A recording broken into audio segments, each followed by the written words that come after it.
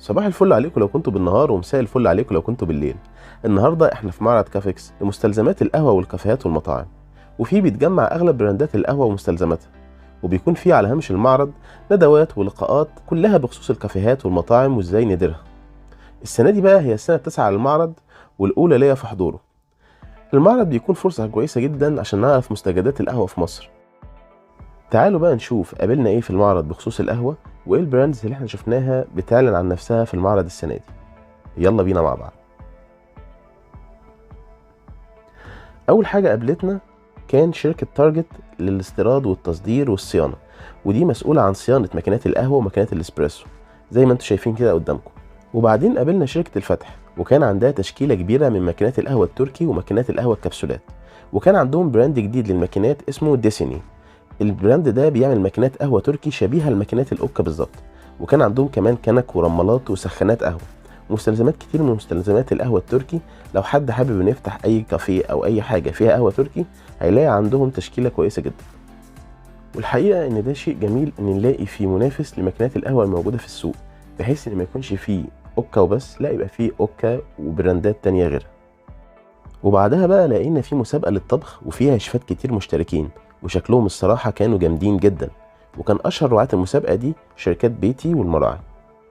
والصراحة أداء الشيفات في المسابقة دي كان حلو قوي، كان محسسنا إن المسابقة على صفيح ساخن، وكانت متعة صراحة إن احنا نتفرج عليهم هما بيشتغلوا، وهم كلهم حماس وشغف في اللي هما بيعملوه، كأننا بنتفرج على مسابقة طبخ عالمية.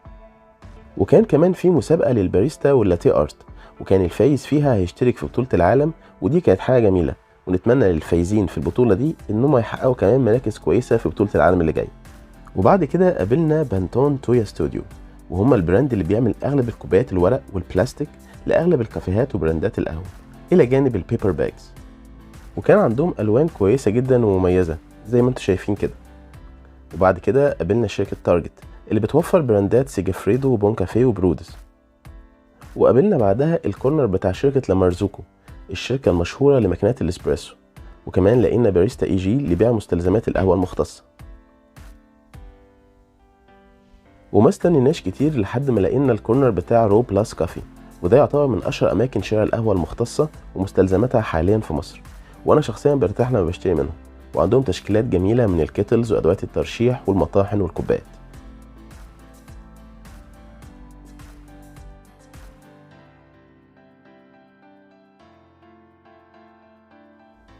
وبعدها قابلنا شركه ايفوليوشن تريدينج، وكانوا بيقدموا براند قهوه ايطالي جديد منزلينه، وهو كافيه بالومبيني، وبيقدموا منه بلندات بالستايل الايطالي.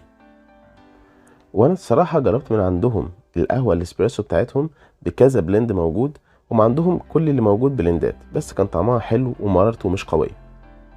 بعد كده طبعا قابلنا بن العميد، ولقينا ان هم عندهم تشكيله كبيره قوي من اغلب منتجاتهم، وكانت المنتجات دي هي منتجات العميد الاردني.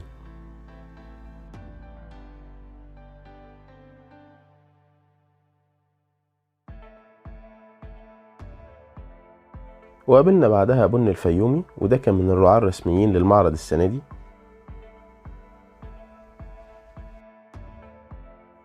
وطبعا ما ينفعش نعمل قهوة من غير مية، فكان طبيعي نلاقي مية بيرل موجودة في المعرض، وكانوا لطاف جدا وعرفونا على المية اللي عندهم بأشكالها المختلفة، وكان عندهم أشكال جديدة بأعلام الدول كان شكلها لطيف جدا. وبعد كده قابلنا نسكافيه بمنتجاتهم المختلفة متواجدين في المعرض، وكان عليهم زحمة كبيرة جدا.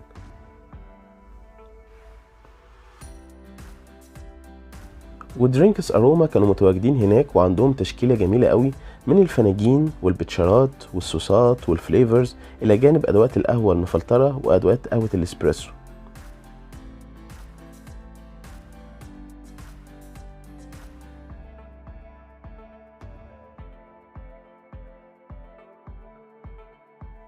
وبعدها بقى توجهنا للجزء اللي انا بحبه في المعرض، وهو البوث الخاص بفيلا سومطرة للقهوه المختصه.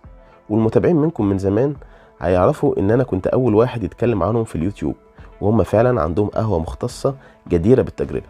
وعندهم حبوب كاكاو كانت شكلها جميل قوي عارضينها عندهم، وكمان كان عندهم شاي بكواليتي حلو قوي وليه نوتس مميزه. وكان صراحه اجواء جميله جدا ما بين الشاي والقهوه والكاكاو، تحس انها كلها اجواء ليها علاقة بالمزاج. وشربنا من هناك نوعين قهوة جداد جربناهم من ايدين الباريستا الاندونيسي الجميل مهيمن، وكانوا احلى قهوة جربناها في المعرض كله. كانوا فعلا نوعين متميزين وجديرين بالتجربة، وكانت الصراحة تجربة متميزة جدا وانبسطنا بيها جدا، وطعم القهوة كان مميز بشكل كبير. وبعد ما خرجنا من فيلا سوماترا رحنا على 7 فورتشنز، وكان عندهم تشكيلة متميزة من السنجل اوريجين كافي. والأجمل كان إنهم عاملين الكتيب اللي قدامنا ده، وده كان كتيب فيه كل الداتا عن القهوة اللي عندهم والمواصفات بتاعت كل نوع ايه، ودي كانت حاجة جميلة جدا. وانا الصراحة خدت الكتيب ده ومحتفظ بيه معايا. وعملوا معايا لقاء في المعرض، وكان لقاء لطيف جدا. اتكلمنا فيه عن المعرض والتنظيم بتاعه وعن القهوة وعن مسابقة الباريستا.